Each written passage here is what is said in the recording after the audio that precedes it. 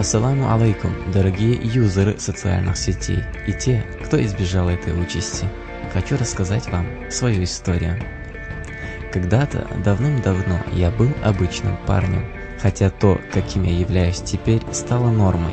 Я гулял, читал книги и все в таком роде.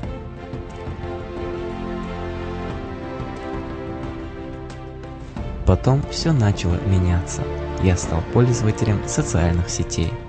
Все началось так безобидно, и я ощущал такую свободу.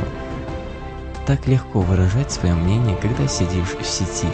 Абсолютная свобода. Свобода, которая пленит. Интернет завладел мной постепенно, и я стал сидеть в нем постоянно. Утром просыпаясь, я первым делом брал телефон и заходил в сеть.